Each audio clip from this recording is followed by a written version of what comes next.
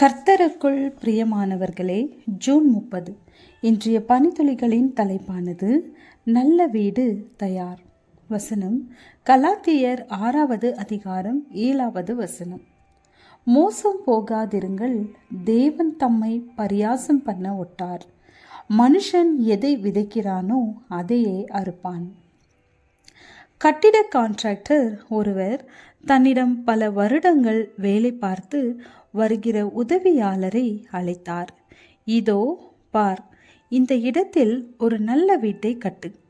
பணத்தை பார்க்க வேண்டாம், அதை பற்றி நான் கவலைப்பட போவதில்லை. கணக்கு பார்க்க போவதில்லை. உறுதியான சிமெண்ட், தரமான செங்கல், நல்ல இரும்பு, வைரம் பாய்ந்த மரம், மொசை என்று உன் மனம் போல் வாங்கி இதை கட்டு. முதல் தரமாக இருக்கட்டும்.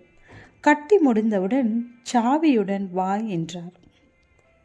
கணக்கு பார்க்காத கான்ட்ராக்டருக்கு மட்டமான பொருட்களால் ஆன ஒரு வீட்டை உதவியாளர் கட்டினார். அதிகமான விலையில் பொருட்கள் வாங்கியதாக கணக்கு தயாரானது. அதிக நாள் நிற்காத வீட்டின் சாவியும் தயாரானது. அதை கான்ட்ராக்டரிடம் கொடுத்து நல்ல வீடு தயார் என்று கூறினார் உதவியாளர். இந்த வீட்டை நீ எனக்காக கட்டவில்லை, உனக்காக தான் கட்ட சொன்னேன்.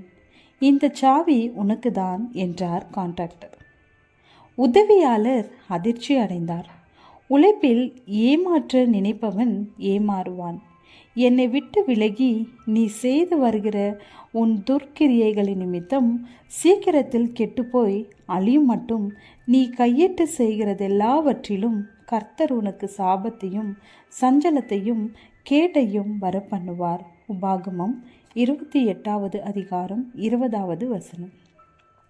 செய்யும்படி உன் கைக்கு நேரிடுகிறது எதுவோ அதை உன் பெலத்தோடு செய். நீ போகிற பாதாளத்திலே செய்கையும் வித்தையும் அறிவும் ஞானமும் இல்லையே. நீ ஒரு மாணவனா? நீ உன் பெற்றோருக்காகவோ உன் ஆசிரியர்களுக்காகவோ படிக்கவில்லை. நீ உனக்காகவே படிக்கிறாய். இப்போது நீ கற்றுக்கொள்கிற காரியங்களே உன் எதிர்காலத்தை தீர்மானிக்கப் போகின்றன. நீங்கள் ஒரு தொழிற்சாலையில் வேலை செய்கிறவரா? உங்கள் முதலாளிக்காகவுமே வேலை செய்கிறீர்கள். உங்கள் தொழிற்சாலை நன்றாக இருந்தால்தான் உங்களுக்கு தொடர்ந்து வேலை இருக்கும். வேலை என்பது தேவனால் மனுஷனுக்கு கொடுக்கப்பட்ட ஆசீர்வாதம்.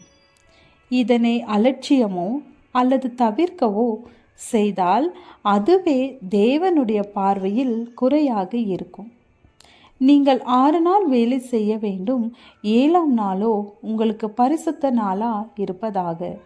அது கர்த்தருக்கென்று ஓய்ந்திருக்கும் ஓய்வு நாள். 6 நாளும் வேலை செய்யாததும் குற்றம், 7ஆம் நாளில் வேலை செய்வதும் குற்றம். இதனை நாம் சிந்தித்து செயல்பட வேண்டும். ஜெபம். பிதாவே, நாங்கள் கையிட்டு செய்யும் எல்லா வேலைகளையும் ஆசீர்வதித்தருளும். ஆமேன்.